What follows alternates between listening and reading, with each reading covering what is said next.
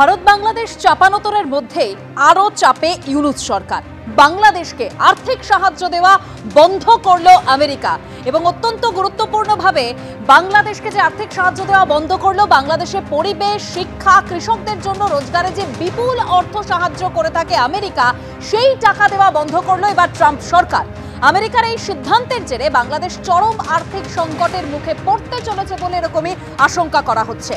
বাংলাদেশে গণতান্ত্রিক পরিবেশ ফিরে আসুক, কট্টরপন্থীদের দাপট কমুক, বাংলাদেশের সংখ্যালঘুরা তাদের দেশে নিরাপদ বোধ করুক, এটা সবাই চায়।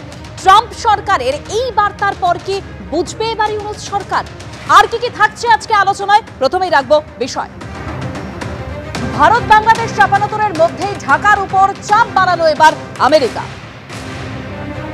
বাংলাদেশকে আর্থিক সাহায্য দেওয়া বন্ধ করে দিল ট্রাম্প সরকার।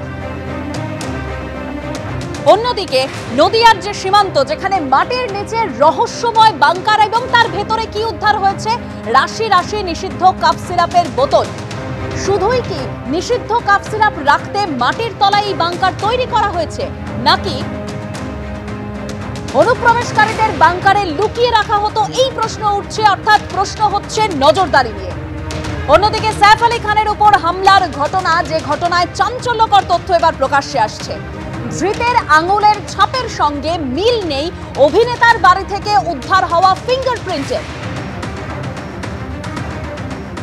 ধৃত শরীফুল ইসলামের আঙুলের ছাপ পরীক্ষা করে এরকমই রিপোর্ট দিয়েছে মুম্বাই সিআইডি। তবে শুরুতেই যে খবরের দিকে নজর রাখবো, ক্ষমতায় এসেই বিদেশ নীতিতে বদল আনলো এবার ট্রাম্প প্রশাসন এবং বাংলাদেশকে আর্থিক সাহায্য দেওয়া বন্ধ করলো আমেরিকা।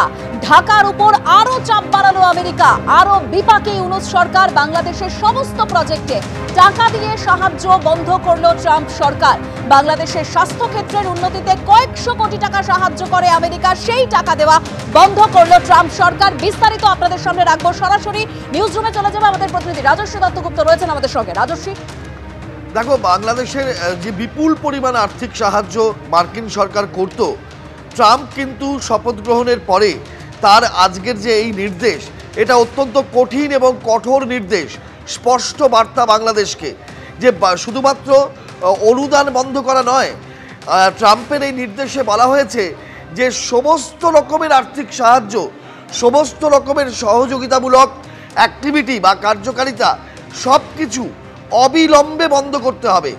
যে সমস্ত মার্কিন সংস্থা বা কোনো অন্যান্য সরকারি সংস্থা মার্কিন মুলুকের, তারা কোনো রকম যা প্রোগ্রাম চালাচ্ছিল বাংলাদেশে সাহায্যের, সেগুলোর অবিলম্বে বন্ধ করে দিতে হবে। যতটুকু দেওয়া হয়েছে সেখানেই থেমে যেতে হবে। আর কোনোভাবে কোনো রকম অনুদান, কোনো রকম সাহায্য বাংলাদেশকে করা হবে না। এইটা একেবারে কঠিন নির্দেশ দেওয়া হয়েছে ট্রাম্প প্রশাসনের তরফে। অর্থাৎ বাংলাদেশের ওপর থেকে সাহায্যের হাত একেবারে তুলে নিল আমেরিকা। অত্যন্ত একটা কঠোর নির্দেশ এবং একটা সুস্পষ্ট বার্তা। বাংলাদেশ এবং ভারতবর্ষের যে সম্পর্ক, যে একটা শৈত্যপ্রবাহ চলছে এবং ভারত ধৈর্য রেখে বারবার বাংলাদেশের সঙ্গে আলোচনা করে একটা স্বাভাবিক সুষ্ঠু সম্পর্ক ফিরিয়ে আনার চেষ্টা করছিল, কিন্তু বাংলাদেশের তরফে তা ক্রমশ বারবার নস্যাৎ করে দেওয়া হচ্ছিল। এবার ট্রাম্প প্রশাসনের এই পদক্ষেপের পর বাংলাদেশ আর্থিকভাবে যে ধাক্কা খেলো, যে ধাক্কার মুখে পড়তে চলেছে, তার প্রেক্ষাপটে বাংলাদেশ কি করে, সেটাই কিন্তু এখন সবচেয়ে বড় দেখার বিষয়। একেবারেই রাজস্ব, এরপর কি হয় সেটাই সব থেকে বেশি দেখার বিষয়। কিন্তু যে প্রশ্নটা যেরকম আপনাদের সামনে রাখছিলাম, রাজস্বী আমাদের সামনে বলছিল, আমি প্রথমে সমীরদার কাছে যাব। সমীরদা, একটা বিষয়, যেভাবে আমরা হামলার ঘটনা দেখেছি, হিন্দুদের ওপর আক্রমণ অব্যাহত, সীমান্তে উস্কানি অব্যাহত, কট্টরপন্থীদের বারবার এই ভারতের বিরুদ্ধে যুদ্ধের জিগির, এই যে ট্রাম্প সরকারের এই সিদ্ধান্ত, এতে কি কিছু বদল আসবে এবার? কারণ প্রবল আর্থিক সংকটের মুখে তো আশঙ্কা থাকছে, সেটা মানে কতটা বিপদের মুখে পড়বে এবার তাহলে বাংলাদেশ? ট্রাম্প হয়তো ব্যক্তিগতভাবে বিপদে পড়বে। কালকেই বোধহয় বলেছিলেন কোনো একটা জায়গায় যে আমি হয়তো চলে যাব কিন্তু আর ফিরবো না। খুব অর্থবোধক ওনার সেই কমেন্টটা। দ্বিতীয়ত যেটা, সেটা কিন্তু যদি আমেরিকার তরফ থেকে বন্ধ করে দেওয়া হয় যে ইউএসএড, খালি বাংলাদেশ নয়, তার সঙ্গে আরও কিছু দেশ আছে। তাহলে কি, যেটা পাকিস্তান অলরেডি বাংলাদেশে তাদের টপ মোস্ট যারা জেনারেল রয়েছেন তাদের পাঠানো হয়েছে, particularly ISI chief, who is a dreaded man by appointment, যাই হোক না কেন, যেই আইএসআই চিফ হয়। এখন এই জায়গাটায় already China has made a very very strong footprint for last many years in Bangladesh. 107টা ইন্ডাস্ট্রি চায়না তাদের বানিয়ে দিয়েছে, ছোট বড় মিলিয়ে। পার্টিকুলারলি আমাদের যেমন হয় ওই এসিজেড যেটাকে বলি, ওদেরও কাউন্টারে সেরকম আছে। এখন এরা যদি পাকিস্তানের সম্বন্ধে কিছু বলেননি বোধহয়, আমি জানি না পাকিস্তান কতটা ওনার কাছে আছে। বাংলাদেশে পাকিস্তানকে কিন্তু বারবারই, যিনি আমেরিকায় ওখানে থাকুন না কেন অ্যাজ প্রেসিডেন্ট, তারা কিন্তু তাদের রেস্কিউ করেছে যখনই হয়েছে। এখন এই যে ভিজিটটা আমাদের এই বাংলাদেশ থেকে 6 জন গেছিলেন, ওখান থেকে 6 জন এসছেন। আসার পরে কি কাজটি করেছেন, যে প্রথমেই যারা ইনসার্জেন্টের লিডার, যেমন উলফার, পরেশ বড়ুয়া, মেধি, এদের সঙ্গে যোগাযোগ করার চেষ্টা করা হয়েছে।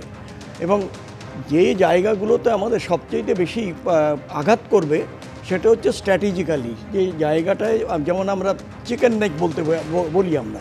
এখন চিকেন নেক মানে বলা হয় চিকেনের ঘাটটা খুব থাকে, মানে কী বলবো ওটাকে, সেই জায়গাটায় 21 kilometre by about 68 or 80 kilometre যেটা ইয়েতে রয়েছে, সেই জায়গাটায় যদি বাংলাদেশ এবং পাকিস্তান দুইজন একত্রিত হয়ে সেই জায়গাটার ওপরে যদি তাদের নজর থাকে, সেই নজরটা যাতে সফল না হয়, তার জন্য আই এম শিওর যে আমাদের ইন্ডিয়ান আর্মি তারা করছেন এখানে যায়, তবুও এর জায়গাটা কিন্তু কোনো সিরিয়াসনেসটা বেশি হবে। একেবারে সমীরবাবু, আপনার কাছে আমি আবারও পরবর্তীতে আসবো। আমরা কথা বলেছিলাম ব্রিগেডিয়ার দেবাশিস দাসের সঙ্গেও, তিনি বলছেন যে বাংলাদেশের বিরুদ্ধে আরও মহা পদক্ষেপ হবে, প্রয়োজনে সামরিক পদক্ষেপ নেওয়া হবে। অন্যদিকে ইমন কল্যাণ রাহিরি তিনি বলছেন বাংলাদেশে এখন কোণঠাসা অবস্থা, মার্কিন যুক্তরাষ্ট্র আর্থিক সাহায্য বন্ধ করে দেওয়া আরও বিপাকে ইউনূস সরকার, মন্তব্য করেছেন তিনি। শোনাবো পরপর দুজনের বক্তব্য। আমাদের এটাও দেখতে হবে যে বাংলাদেশ কিছু কাজ করছে যেটা সম্পূর্ণরূপে এখনকার যে আমেরিকার যে চিন্তা ভাবনা তার বিরুদ্ধে, মানে আতঙ্কবাদীদের সাহায্য করছে, তাদের জেল থেকে ছেড়ে দিচ্ছে। ভারতবর্ষের কাছে যেটা আমরা শিলিগুড়ি করিডোর বলি বা মানে কলোকিয়ালি আমরা চিকেন নেক বলি, একটা স্পর্শকাতর জায়গা, এবং ভারত এই জায়গাটা রক্ষার জন্য যথেষ্ট সংবেদনশীল। সেইখানে পাকিস্তানের আইএসআই এর প্রধান ওই এরিয়ার আশেপাশে বাংলাদেশে গিয়ে ঘুরে গেছে একদম এই সপ্তাহে। আমার মনে হয় খুব শীঘ্র আমরা দেখতে পারবো কিছু মানে অর্থনৈতিক, কূটনীতিক, রাজনৈতিক এবং দরকার হলে হয়তো সামরিক পদক্ষেপ ভারত এবং আমেরিকার, যাতে বাংলাদেশের ত্রাহি ভাব। বাংলাদেশের যে বিষয়টা যে বারবারন্ত এতদিন ধরে চলছিল, ভারত বিরোধী কথা, এটা বোঝাই যাচ্ছিল যে মার্কিনী একটা প্রভাব তাদের মধ্যে ছিল, যেটা বাইডেনের প্রভাব, এবং ভারতবর্ষ খুব ধৈর্যের সঙ্গে অপেক্ষা করছিল কবে ট্রাম্প ক্ষমতায় আসবে। এখন ইউএসএড হচ্ছে খুব বড় একটা ফান্ডিং, অর্থাৎ ইউনাইটেড স্টেটস এইড যেটা দেয়, যে ডেভেলপমেন্ট ফান্ডিং, সেটা যখন মার্কিন প্রশাসন বন্ধ করে দিচ্ছে ট্রাম্পের নির্দেশে, তখন বাংলাদেশে এখন কোণঠাসা অবস্থা, আর কোনো কিছু করার নেই। মার্কিন যুক্তরাষ্ট্র ভারতবর্ষের পাশে থাকবে, এই বাংলাদেশিদের যে ভাবমূর্তি তারা তুলে ধরছে ভারতবর্ষের বিপক্ষে, সেটা অন্তত শেষ করার পরিকল্পনা চলবে। ঠিক যেরকম আপনাদেরকে জানাচ্ছিলাম যে বাংলাদেশকে আর্থিক সাহায্য বন্ধ করে দিল আমেরিকা, আর এবার মার্কিন মুলুকেও বিপদের মুখে মোহাম্মদ ইউনূস। 2016 সালে হিলারি ক্লিন্টন ফাউন্ডেশনকে 2.5 কোটি অনুদান দেন মোহাম্মদ ইউনূস। হিলারি ক্লিন্টনের সঙ্গে সখ্যতার কারণে ডোনাল্ড ট্রাম্পের বিষ নজরে পড়ে যান মোহাম্মদ ইউনূস। এবার ট্রাম্প প্রশাসনের তদন্তের সম্মুখীন হতে পারেন মোহাম্মদ ইউনূস, আর এখন আমেরিকায় থাকেন মোহাম্মদ ইউনূসের কন্যা মনিকা। আমি এবার যাব অভ্রর কাছে। অভ্র, আমি বাংলাদেশি বন্ধুদেরকে বলবো, এত চিন্তার কিছু কারণ নেই। আপনারা হিজবুত তাহরির এবং জামাতের যারা রয়েছে, আপনাদের নতুন বাবা কাকারা, তাদেরকে বলুন এত চিন্তার কোনো কারণ নেই। আপনাদের নতুন বাবা পাকিস্তান কিডনি লিভার বেচে হলেও আপনাদেরকে এডের পয়সা পাঠাবে। আপনারা তো তাদের ভরসায় বসে আছেন, অনেক লাফালাফি করছেন, সেটাই আপনারা করুন।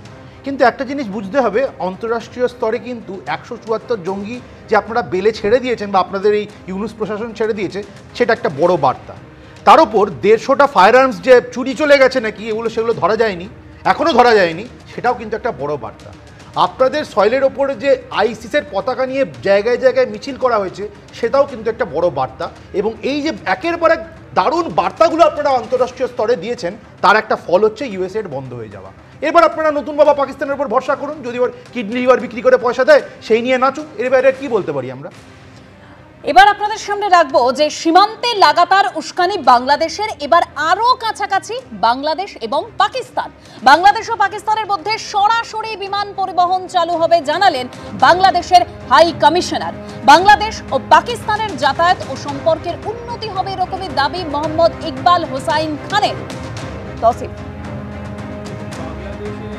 এই ইউএস এড বন্ধ হওয়ার পর ওরা নিজের অর্থনীতি কীভাবে সামলাবে বা না সামলাবে, ওরা ইউনুস সরকার যারা আছে, যারা ক্ষমতায় আছে, যারা অপোজিশনে আছে, তারা বুঝবে। আমি একটা কথা বলতে চাই যে আমেরিকা কিন্তু ভারত সরকারকে বা ভারতীয়কে একটা যে ধমকি দিয়েছিল যে না আমি ট্রেড রিলেশন বন্ধ করে দেবো, নাহলে তুমি ইল্লিগাল ইমিগ্রেন্টদেরকে ফিরে নিয়ে আসো, এইটা কিন্তু চিন্তার ব্যাপার। আমাদের ফরেন মিনিস্টার জয়শঙ্কর কিন্তু বলে দিয়েছেন যে হ্যাঁ ভারতীয় যারা ওইখানে ইল্লিগালি আমেরিকাতে চলে গেছে তাদেরকে ওদের ফিরে নিয়ে চলে আসবে। এই কত হাজার হাজার মানুষ আমেরিকা থেকে ফিরে চলে আসবে আবার ভারতে, এটা একটা চিন্তার ব্যাপার। এই কিন্তু দেখাচ্ছে না যে আমাদের বিশ্বগুরু আর ট্রাম্পের সঙ্গে নরেন্দ্র মোদীর সঙ্গে কত বন্ধুত্ব। যদি এত বন্ধুত্ব থাকতো তাহলে ট্রাম্প সরকার কিন্তু এরকম ধমকি দিত না যে লোকদেরকে ফিরে নিয়ে যাও, নাহলে ট্রেড রিলেশনটা আমি বন্ধ করে দেবো।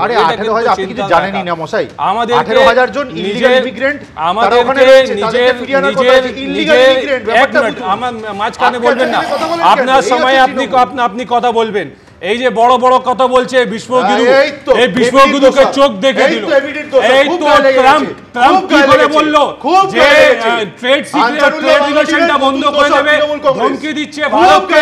আর আমাদের তো জয়শঙ্কর ফরেন মিনিস্ট্রি তো বলছে যে আমি ফেরত নিয়ে চলে আসবো। কি করে বলছে ফেরত নিয়ে চলে আসবো?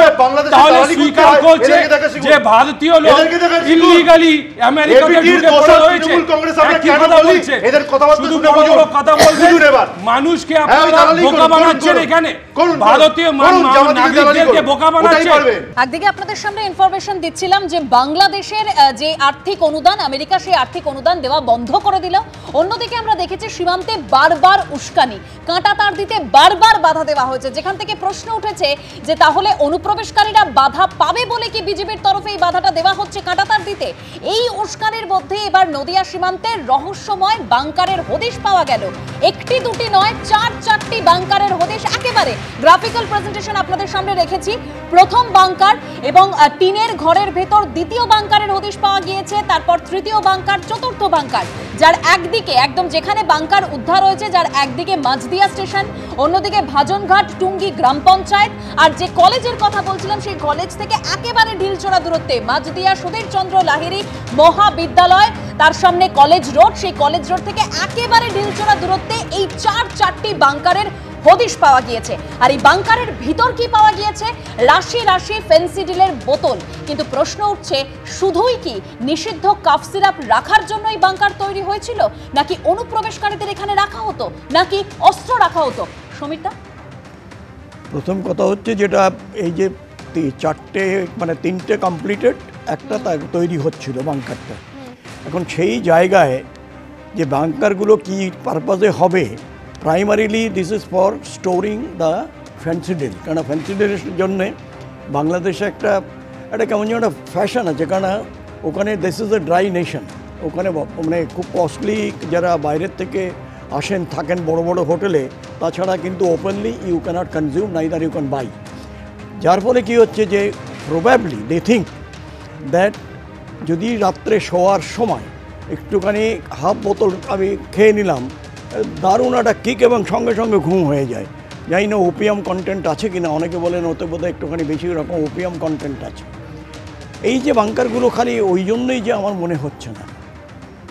প্রথম কথা হচ্ছে তুমি বলছো যে সীমান্ত একেবারেই কাছে, আমি এখানে এগ্রি করছি এই জন্যে যে যেভাবে ওই বাংকার মানে ইয়ে কিংবা আন্ডারগ্রাউন্ড যে স্টোরেজ কিংবা ওইখানে যদি যারা ট্রাফিক হয় তাদের যদি এনে ওখানে রাখা যায় তাহলে কারোর মধ্যে ইয়ে পড়বে না।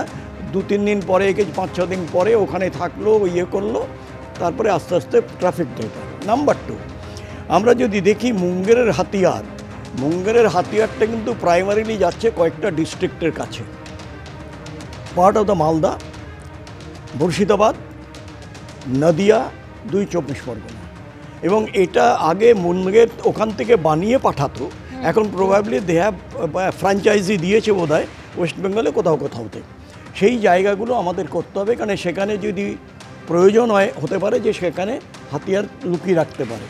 থার্ডলি সেটা হচ্ছে যে ওই জায়গাটায় আমার যেটা মনে হচ্ছে যে আজকে নার্কোটিক্স কন্ট্রোল ব্যুরো আজকে বোধহয় এসেছিল এবং বিএসএফের সঙ্গে তাদের ইয়ে হয়েছে, সেই জায়গাটায় এত ইয়ে করা সুরক্ষিত কেন? একেবারে সমিতা ঠিক যে কথাগুলো বলছেন, মানে একটা প্রশ্ন যেরকম তৈরি হয়েছে যে কেন এই বাংকারগুলো তৈরি করা হলো, অন্যদিকে আরেকটা প্রশ্ন কিভাবে তৈরি হলো এই নজর এড়িয়ে। এই যে 4-4টি বাংকারের হদিশ পাওয়া গেল, সেগুলো কি শুধুই বেআইনি কাফ সিরাপ মজুত করার জন্য তৈরি হয়েছিল নাকি অন্য কিছু রয়েছে তা খতিয়ে দেখতে রবিবার সকালে এলাকায় যান বিএসএফ ও এনসিবি আধিকারিকরা। কৃষ্ণনগর পুলিশ জেলার সুপার কে অমরনাথ জানিয়েছেন, কাশির এই সিরাপগুলো তৈরি হয় হিমাচল প্রদেশে। কি করে সেগুলি এখানে এলো তা তদন্ত করে দেখা হচ্ছে। দেখুন, কোনোটা 6 ফুট গভীর 5 ফুট চওড়া, কোনোটা আবার 8 ফুট গভীর 12 ফুট চওড়া। এক নয়, একেবারে 4-4টে, তাও আবার মোটা লোহার শীট দিয়ে তৈরি। এরই সঙ্গে রয়েছে কংক্রিটের বাংকারও। নদিয়ার কৃষ্ণগঞ্জে আরো ঘনীভূত হচ্ছে বাংকার রহস্য। বাংকারটি রীতিমতো লোহার শীট দিয়ে তৈরি এবং এই বাংকারটি প্রায় পিতে পেপে দেখাচ্ছি, এদিকে চওড়ায় রয়েছে 7 ফুট, এদিকে চওড়া রয়েছে 7 ফুট, আর গভীরতা মাপতে গেলে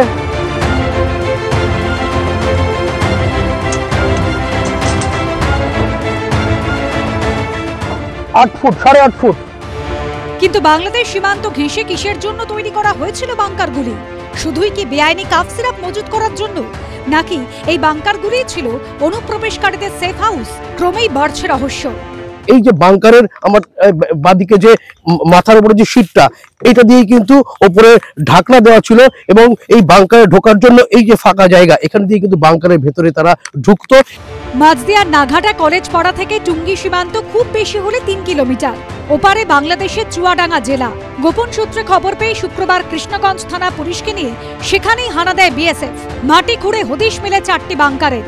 বিএসএফ এবং পুলিশের যৌথ অভিযানে বাংকারের ভিতর থেকে মিলেছে নিষিদ্ধ কাফ সিরাপ, ফেন্সিডিলের রাশি রাশি বোতল। বিএসএফ সূত্রে খবর, স্টোরেজ ট্যাঙ্ক থেকে উদ্ধার হয়েছে 62,000 বোতল ফেন্সিডিল। একদিকে যেমন চাষের জমি, অন্যদিকে কলার বাগান, আর এই নিস্তব্ধ জায়গাটাকেই বেছে নিয়ে আমার ঠিক এই যে সোজাসুজি ডান দিকে যে টিনের ঘরটি দেখা যাচ্ছে, এই ঘরের ভেতরেই কিন্তু রয়েছে বাংকার। দেখতে ছাপোষা টিনের ঘর, কিন্তু ভিতরে না ঢুকলে কেউ বুঝতেই পারবে না এখানেও থাকতে পারে এত বড় বাংকার। এই যে বাংকার, এর ঘরের মধ্যে তৈরি করা হয়েছিল বাংকার এবং এই বাংকারের ভেতরেই রাখা ছিল ফেন্সিডিল। আর এই ফেন্সিডিলই কিন্তু এই ফেন্সিডিল পৌঁছে যেত বাংলাদেশে। এই বড় লোহার শীটের দরজা করা হয়েছিল বাংকারের। রবিবার সকালে এলাকায় যান বিএসএফ এবং এনসিবি আধিকারিকরা। বাংকারগুলি মাপজোক করেন তারা। কৃষ্ণনগর পুলিশ জেলার সুপার কে অমরনাথ জানিয়েছেন, কাশির এই সিরাপগুলো তৈরি হয় হিমাচল প্রদেশে। এখানে পুরনো ব্যাচের ফেন্সিডিল মজুত করে রাখা হয়েছিল। বাংলাদেশে এখন সেগুলো চলছে না, তাই সেখানে পাচার করতে না পেরেই মজুত করা ছিল। তবে হিমাচল প্রদেশ থেকে সেগুলো কিভাবে এখানে এলো তা খতিয়ে দেখা হচ্ছে। তবে শুধু নিষিদ্ধ কাপ সিরাপ স্টক করতেই সীমান্তে 8 ফুটের লোহার বাংকার, এই প্রশ্ন থেকেই যাচ্ছে। সুজিত মণ্ডল ও প্রদ্যোৎ সরকারের রিপোর্ট, এবিপি আনন্দ, নদিয়া।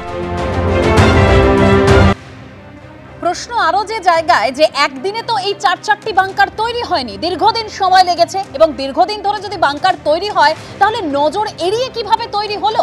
বিস্তারিত আরো কথা বলবো সরাসরি। সুজিত মণ্ডল রয়েছেন আমাদের সঙ্গে এই মুহূর্তে। সুজিত,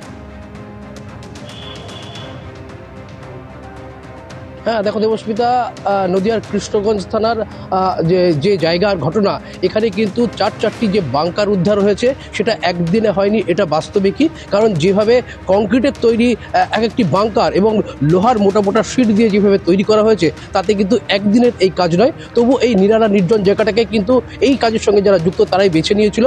তবে এত ভারী ভারী জিনিসপত্র, যেখানে ইট বালি সিমেন্ট এখানে ঢুকছে, একই সঙ্গে এত পরিমাণ যে ফেন্সিডিল, সেগুলো পেটি ফেন্সিডিল, সেগুলো যখন এই জায়গায় আনা হচ্ছে, কি করে প্রশাসন এই বিষয়গুলোকে এড়িয়ে গেল, এটা নিয়ে কিন্তু একাধিক প্রশ্ন উঠছে। তবে যেটা বলা যেতে পারে, যেই জায়গার ঘটনা সেটি কিন্তু যে সুধীর রঞ্জন লাহিড়ী কলেজ, তার ঠিক একদম ঢিল ছোড়ার দূরত্বে, মানে 100 মিটার দূরত্বে। এবং প্রথম যে বাংকারটি, সেখান থেকে কিন্তু আরেকটি যে বাংকার, যেটি নিচে রয়েছে বাংকার এবং ওপরে রয়েছে টিনের ছাউনি দেওয়া যে ঘর, সেখানেও কিন্তু যে বাংকারটা, তারও দূরত্ব কিন্তু 100 মিটার। আর তার থেকে ছাড়িয়ে বেশ কিছুটা পথ অতিক্রম করেই, যেখানে দুই দিকে রয়েছে কৃষি জমি, যেখানে কলা বাগান, সবগুলো পার করে গিয়ে একটি বাঁশবাগানের মধ্যে, সেখানে কিন্তু তৃতীয় বাংকার, এবং সেটি সব থেকে বড় বাংকার। এবং সেটি কিন্তু পুরো মাটির মধ্যে লুকানো ছিল। একেবারে সুজিত, মানে সেই ছবি আমরা দেখতে পেয়েছি, মাটির মধ্যে লুকানো ছিল সেই বাংকার। কিন্তু যে প্রশ্ন যেটা বারবার আমরা সামনে রাখছি, যে নজর এড়িয়ে কিভাবে সম্ভব হলো, কৌস্তব? আমি শুরুতে বলবো অদ্ভুত, ওই কলেজটার নাম হচ্ছে মাঝদিয়া কলেজ। খুবই ঘটনা ঘটেছিল মাঝদিয়া কলেজে, আপনাদের মনে থাকার কথা, অনেকগুলো ঘটনা ওখানে ঘটেছিল অতীতে, তৃণমূল কংগ্রেসের দাপাদাপি। ওই কলেজের 100 মিটারের মধ্যে বাংকার পাওয়া গেল। আমার পাড়ায় তো স্কুলে রং হলে তৃণমূলের নেতারা এসে বলেন এবির কাছ থেকে রং নিতে হবে, মানে ওই কোম্পানির থেকে রং নিতে হবে আর কি। মানে পাঁচিল তুললে পাড়ায় সিন্ডিকেট বাহিনী, চুবাইয়ের বাহিনী, মানে চুনবা লিড সাপ্লাইয়ের বাহিনী চলে আসে। বাংকার হলো, দেখাই বুঝতে পারছেন না, এ পাগলেও বিশ্বাস করবে না। আসলে মুশকিল হচ্ছে, আমি শুরুতে যেটা বলবো সেটা হচ্ছে ন্যাশনাল সিকিউরিটির কোয়েশ্চেন অফ ন্যাশনাল সিকিউরিটি। এখানে তুতু মেমে চলে না, এখানে তুতু মেমে চলতে পারে না। ওটা বিজেপির দায়িত্ব, বিজেপি বলছে ওটা তৃণমূলের দায়িত্ব। অনেক সেন্সিটিভ বিষয়, শুরুতে যে এখানে বিষয় আলোচনা হয়েছে অত্যন্ত সেন্সিটিভ বিষয়। আমাদের রাজ্যের কিছু বিজেপি নেতা এমনভাবে বলছেন, অব্র বলেনি আজকে, ভালো লেগেছে আমার, কিন্তু এমন কিছু বিজেপি নেতা বলছেন, তাতে কিন্তু বাংলাদেশের সংখ্যালঘু মানুষ, হিন্দুরা সমস্যায় পড়তে পারেন। এটা তো ঠিক, তৃণমূল মমতা বাংলাদেশের সংখ্যালঘুদের নিয়ে, কিছু বাংলাদেশের হিন্দুদের নিয়ে কোনো কথা বলতে পারবে না। কারণ বলছি পরিষ্কার, তৃণমূল কংগ্রেসের বড় বড় নেতাদের টাকা জামাতের কাছে খাটে। বাংলাদেশ মোল্লাতন্ত্রের খপ্পরে পড়েছে, বাংলাদেশকে ইস্ট পাকিস্তান করার চেষ্টা হচ্ছে, এটা পরিষ্কার। কিন্তু ইউনিসের সরকারকে বসালো কে? মার্কিন যুক্তরাষ্ট্র। আজকে মার্কিন যুক্তরাষ্ট্র সম্বন্ধে গোটা পৃথিবীতে মানুষ বুঝতে পারছে ইউনিস তো পাপেট সরকার। সে কারণে ট্রাম্প বন্ধ করেছে, ভালো আর বন্ধ করেছে, কিন্তু এতে কি সমস্যার সমাধান হবে? বাংলাদেশের যে ধর্মনিরপেক্ষতা, বাংলাদেশের যে ঐতিহ্য, বাংলাদেশের সংখ্যালঘু মানুষ, হিন্দুদের কি অবস্থা হবে? কেন নির্বিচারে সেখানে হচ্ছে মন্দির ভেঙে দেওয়া হবে? এক্ষেত্রে মমতা ব্যানার্জি রাজ্যের মুখ্যমন্ত্রী বলতে পারছেন না, কথা বলতে পারছেন না। আর বিজেপির নেতারা তারা গিয়ে বলছেন সীমান্ত বাড়বে, ঠিক যেমন অভিষেক ধরা পড়বে, দিদি ধরা পড়বে, চোরেরা ধরা পড়বে, এরকম আর কি ব্যাপার। কিন্তু কোয়েশ্চেন অফ ন্যাশনাল সিকিউরিটির প্রশ্নে তুতু মেমে করাটা ঠিক না। আর এই বাংকার, যে তো আগেও তো বাংকার দেখলাম তৃণমূলের নেতার বাড়িতে, আমার তো মনে আছে এবিপি আনন্দের সাংবাদিকদের কী অবস্থা ছিল। যে সাংবাদিকরা রোটান্ডায় ঘুরে বেড়াতেন, যে সাংবাদিকরা নন্দনে ঘুরে বেড়াতেন, সে সাংবাদিক এখন তৃণমূলের নেতার বাড়ির তলায় গিয়ে সাঁতার কেটে বাংকার দেখাচ্ছে। আজকে একজন সাংবাদিককে দেখলাম এবিপি আনন্দের, সে ফিতে মেপে মাপ বোঝাচ্ছে কত কি বাংকার আছে। তৃণমূলের পঞ্চায়েতের প্রতিনিধি, সে বাংলাদেশের নাগরিক। সমস্যাটা অন্যখানে, সমস্যা হচ্ছে টাকা দিলেই তো সব হয়ে যায়। কলকাতায় টাকা যদি তুমি দাও পুলিশকে, তোমার পাসপোর্টের পুলিশ ভেরিফিকেশন হয়ে যাবে। তৃণমূল মাল বোঝে, কাটমানি বোঝে, চুবাই বোঝে। এই দাদা যে এত বড় কথা বলে গেলেন যে কলকাতা পুলিশকে 5 কোটি টাকা দিলে এরম হয়ে যায়, ওরম হয়ে যায়, আমি চ্যালেঞ্জ করছি কলকাতা পুলিশকে কাইন্ডলি একটা সংজ্ঞান নিন আর এনাকে জিজ্ঞেস করুন যে এনার কাছে কি প্রমাণ আছে, ইনি প্রমাণ দেবেন, না হলে এনার উপরে কেস করুন। আপনি শুনেছেন কেন কেসের ভয় দেখাচ্ছে? কেন কেন নিশ্চয় আপনাকে টিভিতে সুযোগ পেলে যা তা আপনি খুশি বলে যাবেন। আপনি কি যা তা খুশি বলে যাবেন? আপনি এখানে লেকচার দিচ্ছেন যে ন্যাশনাল সিকিউরিটি, ডিসি নট দিয়ে খুশ করার চেষ্টা করছেন। Lower your voice, it is my turn to speak. বাবাকে মাই টার্ন টু স্পিক। গ্রেফতার করবেন, আপনি এটাকে আমি আমার সময় কলকাতা পুলিশের কিন্তু ইন্টারপ্ট করলাম। চেষ্টা করেছিল ওনার সময় আমি করেছিল পুলিশ ভয় দেখাচ্ছেন না আপনি নিশ্চয়ই আপনি ভয় পেয়েছেন মিলিটারিকে ভয় দেখাচ্ছেন আপনি নিশ্চয়ই ভয় পেয়েছেন তৌসিফ বলুন আপনি নিশ্চয়ই ভয় পেয়েছেন আপনার কাছে কোনো মেটেরিয়াল আছে কলকাতা পুলিশে প্রথমে আপনি তো আমাকে ইন্টারাপ্ট করবেন দেখুন এনার সময় আমি ইন্টারাপ্ট করতে চেষ্টা করেছি এনি কথা বললেন আমি একটা শব্দ বললাম না ঘুষ দিয়ে এনার সময় একটা শব্দ আমি বললাম না চেষ্টা হয়েছিল আপনি এবার চুপ করুন এবার আমি বলবো এবার আমি বলবো এইভাবে দুজন মিলে বললে কারোর কথা শোনা যাবে না আপনাকে আমি এক সেকেন্ড এক কথা বললাম না এবার আমি সব আমাকে টাকা দিয়ে আপনি দুজনকেই থামাচ্ছেন দুজন কেন আমি শেষ করি আমি শেষ করি আমাকে বলতে দিতে হবে আমাকে বলতে দিতে হবে আমাকে বলতে দিতে হবে আমাকে বলতে বলেছে আমার সময় আমি বলবো আমার সময় আমি বলতে বলেছেন তো চুপ আমি বলবো আমি বলবো চুপ করে বসে থাকো তুমি তোমার সময় তুমি বলবে আমি আবার রিপিট করছি এটা কি তৃণমূল রিকোয়েস্ট করছি এটা কি তৃণমূল এনি বলেছেন যে 5 কোটি টাকা কলকাতা পুলিশ জাতা করে দেবে এটা কি তৃণমূল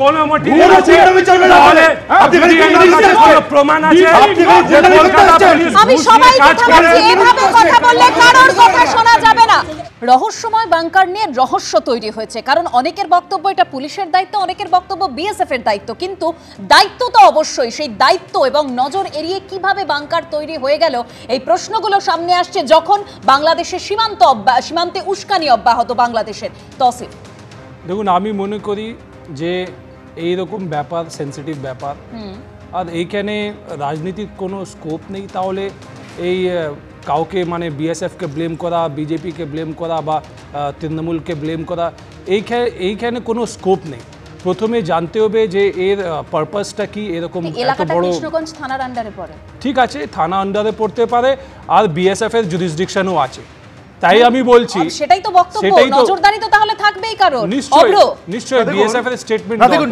ঠিক আছে উনি কিছুই জানেন না ওনার জানা উচিত যে সেন্ট্রাল গভর্নমেন্টের অলরেডি নোটিফিকেশন আছে যে বিএসএফ এর যে 50 কিলোমিটার জুরিসডিকশন বাড়ানো হয়েছে তার মধ্যে লোকাল অ্যাডমিনিস্ট্রেশনের ফুল জুরিসডিকশন আছে আমার ক্যাটাগরিক্যাল প্রশ্ন স্টেট আইবি কি ললিপপ চুষছে তাদের কাছে কোনো খবর নেই এই ক্ষেত্রেও যখন বিএসএফ এর কাছে ইনপুট এসছে বিএসএফ লোকাল পুলিশকে সঙ্গে নিয়ে গিয়ে এই বাংকারগুলোর জায়গায় গেছে তাহলে লোকাল অ্যাডমিনিস্ট্রেশন কি করছে আর আমার প্রশ্ন যে উনি এখানে যাই বড় বড় কথা বলুন না কেন তৃণমূল সরকারের ক্যাবিনেটের মন্ত্রী ববি হাকিম উনি গতকাল কি বলেছেন উনি বলেছেন ওটা বিএসএফ এর কমান্ডের মধ্যে ওখানে পুলিশ কিছু করতে পারে না আর সিএস কি বলেছেন সিএস বলেছেন উনি কিছু জানেনই না আপনারা এবিপি আনন্দ বা অন্যান্য মিডিয়া যেটা দেখাচ্ছে ওখান থেকে উনি খবর পাচ্ছেন এটা থেকে পরিষ্কার এই যে পাচারকারী বা পাচার করা হতো বা একটা প্ল্যান ছিল এর সঙ্গে তৃণমূল ওতপ্রোতভাবে জড়িত যদি জড়িত না থাকতো তাহলে ক্যাবিনেট মিনিস্টারের এত প্রয়োজন নেই এই ধরনের মিথ্যা কথা বলবে আমি প্রথমেই বললাম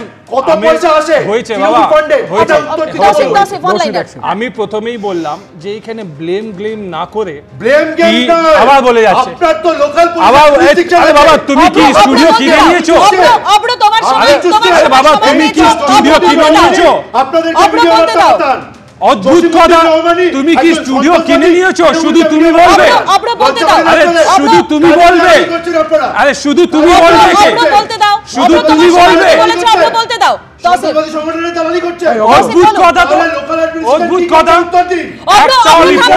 অব্র আমাকে তৌসিফের বক্তব্য শুনতে হবে অব্র আমাকে তৌসিফের বক্তব্য শুনতে হবে তৌসিফ দেখুন প্রথমে না এই নিজের টাইম ছাড়া অন্যদেরকে যখন টাইম দিচ্ছে তখনও বলে যাচ্ছে তার মানে ওর মানসিকতা যে ও কিনে নিয়েছে স্টুডিও সেকেন্ড কথা আমি বলছি চুপ করে বসো বাবা চুপ করে বসো একটু ডিসিপ্লিন কারোর কথা শোনা যাবে না বাংকারে কি ঘটনা ঘটে বাংকার কিভাবে তৈরি হলো কেন তৈরি হলো অবশ্যই সেটা তদন্তের বিষয় তদন্তের দিকে নজর থাকবে অন্য খবরের দিকে আমাদের নজর রাখতে হচ্ছে তাহলে অবশ্যই মুম্বাইয়ে অভিনেতা সৈফ আলী খানের উপর হামলার ঘটনা যে ঘটনায় এবার চাঞ্চল্যকর তথ্য প্রকাশ্যে আসছে ধৃত শরীফুল যার আঙুলের ছাপের সঙ্গে মানে মিল হয়নি সৈফ আলী খানের বাড়ি থেকে উদ্ধার হওয়া যে ফিঙ্গারপ্রিন্ট 19টি ফিঙ্গারপ্রিন্ট সৈফ আলী খানের বাড়ি থেকে উদ্ধার হয়েছে কিন্তু সেই ফিঙ্গারপ্রিন্টের সঙ্গে ধৃত শরীফুলের ফিঙ্গারপ্রিন্টের কোনো মিল নেই সলিলদা দেখো আমি এই ফিঙ্গারপ্রিন্টের কথা আসবো, তার আগে আমি এটা বলতে চাইছি যে তৌসিফ আর অভ্র বা